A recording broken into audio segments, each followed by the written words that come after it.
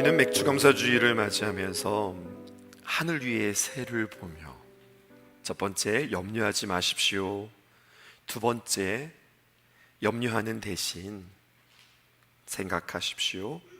세 번째, 염려하는 대신 맡기십시오. 오늘 세 번에 걸쳐서 여러분들과 함께 나누고자 합니다. PPT 띄워주실까요? 첫 번째, 염려하지 마십시오. 두 번째, 염려하는 대신 생각하십시오. 세 번째, 염려하는 대신 맡기십시오. 오늘 세 가지를 여러분들과 함께 이야기할게요. 예수님은 우리에게 염려하지 말라고 말씀하시는데 그 이유는 무엇일까요? 첫 번째, 염려하지 말아야 하는 이유입니다. 여러분들 중에 걱정 없는 분, 또 근심 없는 분, 염려 없는 분 계실까요? 여러분 주변에 그렇게 염려하지 않고 살아가는 사람 보신 적 있으실까요? 염려는 늘 우리에게 찾아오고 늘 우리 자리에 안착됩니다. 그런데 오늘 우리가 읽은 본문, 우리가 함께 오늘 쭉 볼 말씀이 마태복음 6장 25절부터 시작해서 34절까지 우리가 오늘 세 번에 걸쳐서 보게 되어질 텐데요, 염려라고 하는 말이 무려 6번이나 등장합니다. 25절에 그러므로 내가 너희에게 이르노니 목숨을 위하여 무엇을 먹을까, 무엇을 마실까, 몸을 위하여 무엇을 입을까 염려하지 말라. 또 27절에 너희 중에 누가 염려함으로 그 키를 한 자라도 더할 수 있느냐. 28절에 또 너희가 어찌 의복을 위하여 염려하느냐. 또 31절입니다. 그러므로 염려하여 이르기를 무엇을 먹을까, 무엇을 마실까, 무엇을 입을까 하지 말라. 마지막이죠. 두 번 등장합니다. 34절에 보니까 그러므로 내일 일을 위하여 염려하지 말라. 내일 일은 내일이 염려할 것이요 한날의 괴로움은 그날 족하니라. 이렇게 오늘 우리가 함께 나눌 말씀에는 염려라고 하는 표현이 6번이나 등장합니다.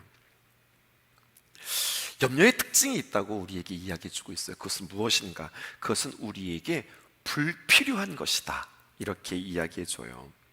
염려라고 하는 것의 특이한 성격, 필요하지 않은 것, 다시 말해서 불필요한 것이라고 하는 겁니다. 염려는 필요가 없는 건데, 그런데 많은 사람들이 이 필요 없는 것들을 끌어안고 살아가면서 이것을 짊어지고 그리고 이 염려의 무게에 허덕이면서 살아가는 모습을 보게 되었습니다.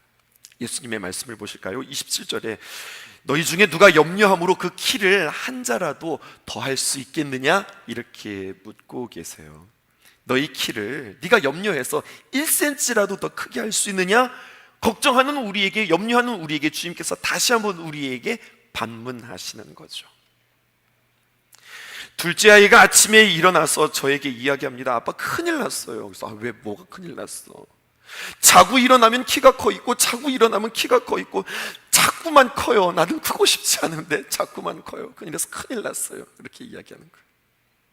조금 있다가 셋째 아이가 아침에 일어나서 저한테 와서 이야기합니다. 아빠 큰일 났어. 그래서 왜 큰일 났는데? 자고 일어나도 그대로고 자고 일어나도 그대로고 키가 안 커요. 키가 멈췄나 봐. 그래서 속상하다고. 참 가지가지한다. 돌아가면서 참 가지가지한다 그랬어요. 자꾸 염려해봤자 그게 무슨 의미가 있을까요? 유전자가 그런데 전혀 의미가 없어요. 쓸데없는 일이라 할 수 있겠어요. 실제 있었던 일인데요, 이런 일이 있었다네요. 사업하시는 분이 계셨는데 너무나 많은 염려 때문에 시달리고 계셨어요. 그런데 요즘과 같은 불황에 자나 깨나 사업 걱정, 도대체 앞날이 어떻게 될 것인가, 앞길이 막막해서 이러한 불안, 이러한 걱정이 자신을 너무 괴롭게 하고 스트레스를 받게 하는 거예요. 야, 이러다가 이렇게 시달리다가는 제명에 못 살겠다 생각해서요, 문득 자신의 마음속에 이런 생각이 들었답니다. 어떤 생각인가? 일주일 동안 내가 너무 스트레스 받고 그리고 내가 너무 힘드니까 한번 날을 정해볼까? 일주일에 하루만 염려하는 날로 정하자. 여러분, 이렇게 날을 정했다는 거예요. 어느 날을 택했는가 하면, 여러분 일주일 중에서 염려하는 날 어느 날이 좋겠어요?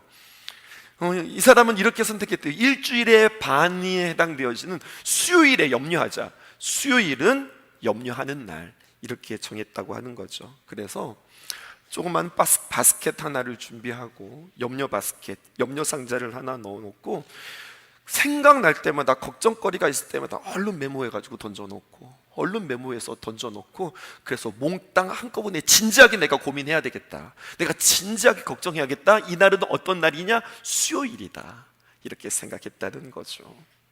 염려가 생각이 날 때마다, 염려가 들 때마다 나 지금 염려하지 않을 거야, 나중에 염려해야지 하고 다 빌어 넣었다는 거죠. 드디어 수요일이 왔습니다. 야, 오늘은 내가 제대로 염려를 좀 해봐야 되겠다 하고 그 염려 상자, 그 염려의 바스켓을 열어서 하나하나 이제 염려를 하기 시작합니다. 한참 메모지를 뽑아서 심각하게 염려와 걱정 속에서 내가 한번 진지하게 한번 생각해 보리라 라고 하는데, 한 가지 놀라운 점을 발견하게 되었어요. 그건 바로 무엇이냐면, 며칠이 지나고서 그것을 열어보았더니 이거는 염려할 필요가 없는 것이었네, 이런 게 발견되어지더라는 거예요. 이건 내가 염려해도 이건 내가 할 수 있는 것이 아니네. 내가 이걸 염려거리라고 생각했다고? 이건 염려거리가 아니었는데 이렇게 되었다고 하는 거죠. 아니, 며칠 사이에 벌써 생각이 달라지는 거예요. 며칠 사이에 쪽지를 열어보니 며칠 전의 생각과 지금의 생각이 달라진 거예요. 여러분, 이게 염려일 수 있다고 하는 겁니다. 도대체 필요가 없는 것, 해도 안 해도 되는 게 아니라 이것은 하지 말아야 할 것이다, 이것을 깨달았다는 거죠. 이 17절 다시 한번 보십시다. 너희 중에 누가 염려함으로 그 키를 한 자라도 더할 수 있겠느냐. 여러분들은 지금 화면을 보고 계시는데요, 여러분 성경을 보고 계시다고 한다면 여러분 이렇게 기록되어져 있어요. 그 키를 한 자나 더할 수 있겠느냐라고 하는 말씀에 숫자 2가 적혀져 있고 각주가 붙어 있습니다. 그리고 다른 사본에는요 이렇게 기록되어져 있어요.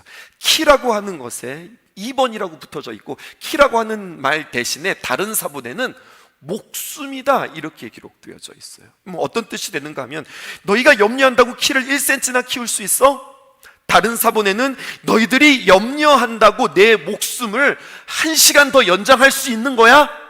이건 안 되는 거잖아, 이런 말인 겁니다. 염려의 두 번째 특징이 있습니다. 첫 번째는 무엇이라 하였습니까? 쓸모없는 것, 필요하지 않은 것이라고 한다면, 두 번째는요 우리에게 이렇게 이야기합니다. 그것은 해로운 것이다, 더 적극적으로 우리에게 이야기해주고 있어요. 그래서요 어떤 심리학자는 이 염려를 다음과 같이 표현했습니다. 느린 진행의 자살이다. 느린 진행의 자살이라는 겁니다. 서서히 사람을 죽이는 자살 행위가 염려라는 거예요. 염려가 너무 지나치면 건강을 해치기도 하고요, 염려가 너무 지나쳐서 생명을 단축하는 사람들의 이야기들을 우리는 주변에서 보게 되어지고요, 그 염려에 묻혀버려서 우울감으로, 또 여러 가지 많은 장애로, 공황장애로, 게다가 아주 극단적인 것들을 선택하는 모습들을 우리는 보게 되어져요. 오늘 이 염려라고 하는 단어를 우리는 원어로 해석해 볼까요? 이렇게 표현되어져 있습니다. 6번이나 나오는 이 염려라고 하는 표현이요, 띄워주실까요? 메림나오라고 그렇게 표현되어 있는데, 이 원뜻이 이런 거예요. 물어 잡아 뜯다. 맹수가 말입니다. 먹잇감을, 포획감을 보자 달려들어 그 목덜미를 잡아서 물어 뜯다, 혹은 꼼짝달싹 못하도록 물어서 숨통을 막다. 잔인한 표현이죠. 이게 바로 염려라고 하는 뜻이래요.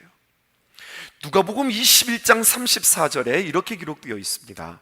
너희는 조심하라는 거예요. 염려가 너희들에게 찾아와서 물어뜯기 전에 너희들은 조심해라. 그런데 어떻게 조심하는가? 그렇지 않으면, 조심하지 않으면 방탕함과, 마귀가 우리에게 방탕함으로 유혹한다는 거예요. 두 번째는 술 취함으로 유혹한다는 거예요. 우리 성도들이 방탕할까요? 우리 성도들이 술 취함으로 인하여서 여러분들의 삶이 흔들릴까요? 이것은 우리에게 큰 유혹거리는 아닌 것 같아요. 마귀가 이렇게 우리에게 공격한다 한들 우리가 막 방탕하거나 아니면 술 취하거나 이러한 유혹에 우리가 빠지지는 않을 것 같아요. 그런데 세 번째요, 똑같은 공격이 우리에게 있는데, 방탕함과 술 취함과 똑같은 그러한 공격은, 그건 바로 뭐냐? 생활의 염려라고 하는 거죠. 똑같은 강도의 세기로 우리에게 찾아와서 우리의 삶 속에 염려를 준다는 겁니다. 계속 띄워주실까요? 그렇게 해서 생활의 염려를 우리에게 주면 우리의 마음이 어떻게 되느냐? 둔하여진다는 겁니다. 둔하여진다. 그래서 그날의 날이, 뜻밖의 날이 너희에게 덫과 같이 임할 것이다 이야기하는 거죠. 덫이라는 것은요, 점점 빠지는 게 아니라 어느 날 지나가다가 착 하고서 그 덫에 걸려 넘어지는 거예요. 이게 점점 무슨 징후가 있고 뭐 점점 빠져들고 이런 게 아니라 전혀 부지불식간에 지나가다가 착 하고서 우리에게 닥치는 것이 이게 덫 아닙니까? 우리의 마음의 염려와 우리의 마음의 걱정이 우리의 마음을 둔하게 하다가 어느 날 갑자기 우리에게 그렇게 사로잡는다는 이야기죠. 둔하여진다, 이 말은 다른 말로 표현하면 둔해지니까 감각이 없어지는 거예요. 감각이 없어지니까 우리는 어떤 것에 대하여서 반응이 안 되는 거예요. 이것을 어떻게 표현할까요? 무력하게 되는 거예요. 염려라는 것은 우리 영혼의 기능을 둔하게 만들고 둔함에서 변하는 게 아니라 마비가 돼요. 그래서 이제는 내가 움직이고 싶어도, 내가 주님 앞에 적극적으로 나의 영적으로 뭔가 내가 반응하고 싶어도 이게 되어지지 않는 겁니다. 마치 맹수가 포획감을 꽉 물어뜯고 숨통을 놓지 않는 것처럼 우리가 염려에 계속해서 붙잡혀 있으면 나중에는 스스로 나의 영적인 반응이 주님 앞에 서지 못한다는 거죠. 아무리 예수님을 오래 믿었다고 해도, 아무리 교회 열심히 다닌다 하더라도 염려 때문에 만약에 내가 시달리고 있다, 그러면 영적으로 힘을 쓰지 못한다는 겁니다. 이게 중요한 겁니다. 우리는 예수님을 믿는 이유는, 우리가 신앙생활하는 이유는 세상의 방법으로 문제를 해결하는 것이 아니라 내가 축적하고 내가 준비하고 기도하고 있어서 나에게 문제가 닥칠 때 세상의 방법이 아니라 영적으로 이것들을 대항해야 하는데, 어느새 내가 둔하여지고 마비되어져서 이것들을 내가 꼼짝달싹하지 못하고 쓰지 못하게 되어진다는 이야기죠. 그러므로 성경은 우리에게 이렇게 이야기합니다. 염려를 대하는 자세가 있다라고 하는 거예요.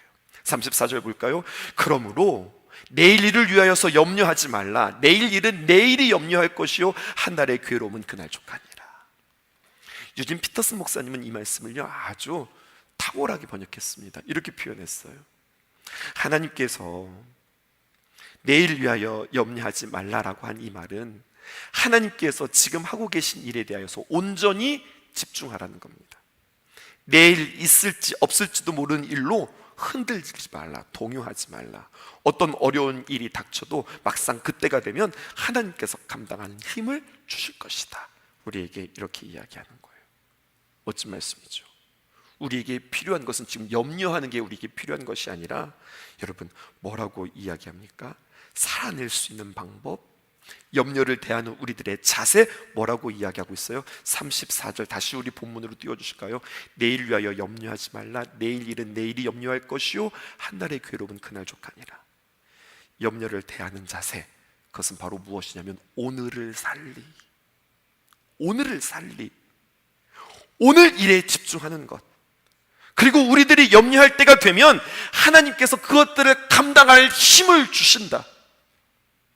내가 염려하느라고 내가 오늘 해야 할 일들을 하지 못하고 맹놓고 있는 것이 아니라, 오늘 나는 나에게 주어진 하루를 살아간다, 오늘을 살아간다. 그러면 이 모든 문제는 하나님께서 책임져 주신다고 우리에게 말씀해 주고 있어요.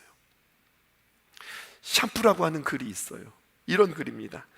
비누가 지배하던 욕실에 샴푸가 한 자리 차지할 수 있었던 건 자신만의 전문 분야를 확실히 보여줬기 때문이다. 누군가를 그대로 흉내내서는 내 자리를 갖기 어렵다. 비누가 하는 역할이 있고 샴푸가 하는 역할이 있는데, 글쎄 비누 네가 머리 감는 것까지 네가 감당할 수 있을 거라고 생각해. 샴푸가 하는 거야. 내가 할 일을 확실하게 보여줄게. 그러면서요, 여러분, 비누가 지배하던 욕실에서 샴푸가 한 자리 차지하는 겁니다. 가만히 있을 수 없었습니다. 린스가 나타났습니다. 린스가 지배하던 욕실에서, 샴푸가 지배하던 그 욕실에서 이제 린스가 나타났습니다. 린스가 한 자리를 또 차지하게 되었대요. 그 이유는요, 샴푸의 일을 빼야 하지 않고 네가 그렇게밖에 못하지, 그 다음에 내가 그 다음을 도와줄게. 린스가 도와줬다는 거예요. 누군가를 쓰러뜨려야 내 자리가 생기는 게 아니라 오히려 그 사람을 도와주로 말미암아 나의 자리가 확실하게 굳혀졌다는 이야기예요. 여러분, 샴푸와 린스의 삶, 무엇이 좋고 무엇이 나쁘다고 이야기할 수는 없지만 분명한 사실은요, 자신의 역할에 충실했고 오늘을 살았던 그러한 이들인 것 같아요. 샴푸는 자신만이 할 수 있는 전문 분야를 확실하게 굳혔고요, 린스는요, 자신만이 할 수 있는 전문 분야를 확실하게 도와줬고요. 우리가 무엇 때문에 염려할까요? 결국 내가 갖지 못해서 내 자리를 빼앗길까봐 또 염려하기도 하고, 혹은 내가 가진 것을 내가 오늘은 가졌지만 내일은 갖지 못할까봐 두려움과 조바심을 내는 우리들의 모습은 아닐까요? 염려의 에너지를 오늘 내가 하는 일에 집중해서 쓰시고 오늘 하루를 진심으로 살아가시면 어떠실까요? 34절 보실까요? 그러므로 내일 일을 위하여 염려하지 말라. 내일 일은 내일이 염려할 것이요 한날의 괴로움은 그날로 족하니라. 이렇게 말씀하고 있습니다. 파리에 가보신 적이 있으실까요? 파리에 가면 꼭 놓치지 않는 명소가 있는데 그곳은 에펠탑이랍니다. 저도 사진으로만 말고 정말로 꼭 가서 한번 그 에펠탑을 보고 싶습니다. 프랑스 파리에 있는 이 에펠탑은 효자문화유산이랍니다. 에펠탑이 벌어들이는 관광 수입이 아주 대단하다고 그래요. 근데 이 에펠탑이 유명해진 데에는요, 그 탑 자체뿐만 아니라 탑을 둘러싸고 있는 그 파리의 아름다운 전경도 한몫을 하고 있다고 하는데요, 에펠탑은 프랑스 혁명 100주년을 기념하여서 1889년 만국 박람회를 기념하면서 만들어진 건축물이었습니다. 그런데요, 1889년 에펠탑이 완공되었을 때에 프랑스 사람들에게 이 에펠탑은 흉물이었답니다. 그리고 비난의 대상이었답니다. 그 탑이 세워지기 전 1887년도부터 당시에 수많은 작가와 예술가들은 함께 모여서 성명서를 내기 시작했는데요, 에펠탑 건립을 처리하기 위하여서 강력히 요청했다는 거예요. 왜 그렇게 그들은 이 에펠탑을 짓는 것에 반대했을까요? 이유는 이것이랍니다. 그 에펠탑이 너무 프랑스적이지 않다. 파리를 덮어버릴 정도로 너무나도 크고 너무나도 우스꽝스러운 이 탑은 마치 껌껌한 연기를 뿜어내는 공장의 굴뚝과 같은 모습과 다를 바 없어 보인다는 거, 그들은 염려하고 걱정했습니다. 저게 저렇게 높이 세워지면 저것은 야만스러운 괴물이 쓰는 것이다, 이렇게 사람들은 이야기했다는 거예요. 저것이 서는 순간 노트르담 대성당과 생트 샤펠 성당과 생자크탑과 루브르 박물관과 앵발리드리의 돔과 개선문의 모습들이 저것 때문에 다 묻혀서 우리는 정말로 흉물 가운데 저것들을 끼고 살아가야 될 것이라고 발을 동동 구르면서 반대하고 염려하고 걱정했단 말입니다. 아시다시피 에펠탑은요, 벽돌이나 석조로 지어진 건물이 아니라 철골 구조물로 이루어진 건축물인데요, 그들에게 철골의 개념은 건물의 뼈대나 천장 혹은 유리를 거는 창문 틀에나 필요한 구조물이지 겉으로 뼈대가 드러나도록 마치 이것들을 세워놓으면 마치 뼈가 앙상하게 나타난 해골과 같은 모습이라고 그들은 생각했다는 거예요. 그런데요, 이 에펠탑을 설계했던 구스타프 에펠은 이에 굴복하지 않았답니다. 그리고 그는 이렇게 확신했대요. 이 탑은 분명 아름다울 것입니다. 내 모서리에서 뻗어나오는 곡선은 치밀하고도 정교하며 커다란 아름다움을 만들어낼 것입니다. 그리고 그 곡선이 그려내는 거대한 기둥의 표현은 지금까지 전혀 구현되어 본 적이 없는 아름다운 건축물을 만들어낼 것입니다. 이는 마치 피라미드가 인류의 상상력에 거대한 영향력을 미친 것처럼 이 에펠탑은 건축물에 대단한 영향력을 끼칠 것입니다. 세월이 지났는데요, 그 말이 그대로 그의 확신을 증명해 주었어요. 그리고 당시 파리의 문호와 예술가들의 염려를 잠재워 줍니다. 오늘날 에펠탑은요, 남녀노소를 막론하고 많은 사람들에게 감동과 그리고 낭만과 무한한 영감을 제공하는 그러한 건축물이 되었다는 거예요. 심지어 그 당시에 에펠탑이 세상에서 높은 건축물로 손꼽히는 그러한 건축물이었는데, 그 이후에 그거보다 훨씬 더 높은 그러한 건축물들이 세워졌지만 그럼에도 불구하고 그 에펠탑의 영향력은 줄어들지 않는 거예요. 원래는요 1889년 5월 15일 만국 박람회가 개최되어진 뒤에 20년 후에 이것은 철거되어질 예정이었답니다. 그런데 철거되어지지 않았대요.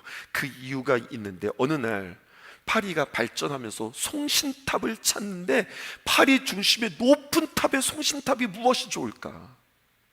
에펠탑이 그 역할을 감당할 수 있게 되었다는 이야기예요. 그래서 이제는 철거해서는 안 되는 건축물로 남겨졌다는 거죠. 에펠탑이 외국인들에게 이건 흉물스럽다, 세계 만국 박람회를 통해서 사람들이 올 때 야 저게 뭐냐라고 손가락질 받을 거라고 생각했던 것과는 달리 많은 사람들이 이것들을 바라보면서 찬사를 보냈고요, 그래서 관광 수입으로 다 해결했다고 하는 이야기도 있습니다. 염려와 걱정이 뭐가 되는 거예요? 아무것도 아니게 되어지는 그러한 사례라 할 수 있겠습니다. 아니요, 염려하지 말고 살아야 되겠구나, 이렇게 여러분들 결론 내리시겠습니까? 한 걸음만 더 가보실까요? 마지막, 염려를 뛰어넘어 우리는 주님께서 우리에게 사명으로 초청하고 계세요. 이게 중요합니다. 34절 다시 한번 보실게요. 그러므로 내일 일을 위하여 염려하지 말라. 내일 일은 내일 염려할 것이요 그날의 괴로움은 그날로 족하니라. 계속해서 반복해서 우리가 읽고 있는 말씀입니다. 성경은 단순히 염려 필요 없는 거야, 염려는 해로운 거야, 그러니까 염려하지 말고 걱정하지 말고 살아, 이렇게 이야기하는 것이 아니라 우리에게 한 걸음 더 도전해요. 그것은 바로 무엇이냐? 염려를 뛰어넘어, 여러분 경청하십시오, 염려하는 자들에게 이정표가 되십시오. 성경은 우리에게 이렇게 이야기하는 거예요. 내일 일은 내일이 염려할 것이니, 이는 곧 내일의 염려의 목은 네가 염려하는 것이 아니라 내일 염려는 하나님이 책임져 주시니까, 그러니 내일을 책임져 주시는 그 하나님과 함께 동행하며 염려에서 자유할 뿐만 아니라 염려를 뛰어넘어 도전하는 삶을 살아라. 오늘 성경은 우리에게 이렇게 이야기해 주고 있어요. 사진 띄워주실까요? 눈이 소복하게 쌓인 그런 들판을 바라보고 있으면 어디로 걸음을 내딛어야 될지 걱정도 되고 두렵습니다. 어떻게 걸어야 할지 모르는 겁니다. 자신 있게 걸어가야 할 사람이 있을 수 있을까요? 그런데요, 누군가가 발자국을 이렇게 내딛어주면, 누군가가 흔적을 내딛어주면 그 발자국은 다른 사람에게 이정표가 됩니다. 그리고 그 발자국은 그 누군가에게 길이 됩니다. 우리는요, 주님께서 우리에게 주시는 그 자신감과 주님과 함께 동행하는 그 귀한 삶을 통해서 내일 내가 책임질게, 너는 오늘을 살아라 라고 하시는 그 주님의 귀한 말씀에 염려하고 망설여서 이거를 가야 돼 말아야 돼, 내가 이것을 해야 돼 말아야 돼, 괜히 그냥 나대느라고, 내가 괜히 이 일을 하느라고 내가 그냥 사소고생하는 거 아니야? 이러한 생각이 들 때 우리의 삶에 믿음의 발짝을 걸으라는 이야기입니다. 내가 혼자 걷는 것이 아니라 하나님께서 나의 삶을 인도해 주신다고 하는 그 믿음 가지고 염려 가운데서 자유함으로 용기를 내어서 한 걸음 한 걸음 걸어가면 그 누군가에게는요, 이것이 우리에게 이정표가 되어질 것이고 다른 사람들에게는 큰 도전이 되어질 것이라는 거죠. 염려로 인하여서 삶을 망가뜨리는 것이 아니라 염려를 뛰어넘네, 아니 걱정하지 않네, 아니 저런 상황 속에서도 담대하게 이 일들을 감당한다고, 여러분 이것들을 다른 사람들에게 보여줌으로 말미암아 하루의 최선이 참으로 멋지지 않은가, 하루를 살아가는 진심이 참 고결하지 않은가, 무엇 하나를 하더라도 정말로 내가 마음을 쏟아서 더 잘하고 더 마음을 쏟고 더 귀하게 여기고 더 최선을 다하는 그 모습이 참으로 아름다운 모습이 아니겠는가. 두려워하지 말고 걱정하지 말고 하나님이 책임지실 테니 너에게 주어진 것에서 최선을 다하면 하나님께서 일하신다, 우리에게 말씀해 주시는 거죠. 그러므로 여러분, 염려하지 않을 뿐만 아니라 자신 있게 도전해 보시죠.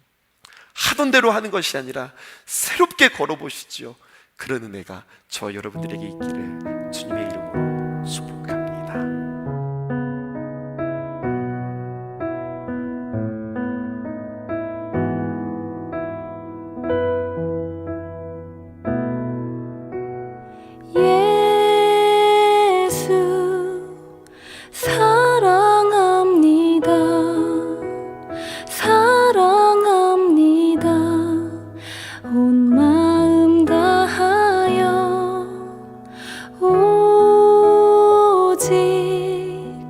주님 한 분만 간절히 더 원합니다. 예수 사랑합니다. 사랑합니다. 온 마음 다하여 오직 주님 한 분만 간절히 더 원합니다. 넘쳐나네 넘쳐나네 주를 향한 내 속에 갈망이 주님께로 날 이끌어 주소서. 주님을 더 원합니다.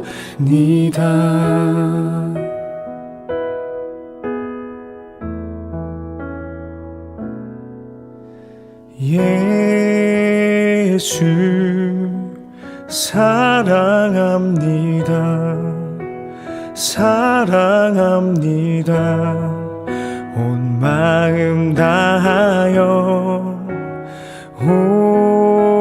오직 주님 한 분만 간절히 더 원합니다. 넘쳐나네 넘쳐나네 주를 향한 내 속에 갈망이 주님께로 날 이끌어 주소서. 주님을 더 원합니다. 넘쳐나네 넘쳐나네 주를 향한 내 속에 갈망이 주님께로 날 이끌어 주소서. 주님을 더 원함 주님을 더 원합니다.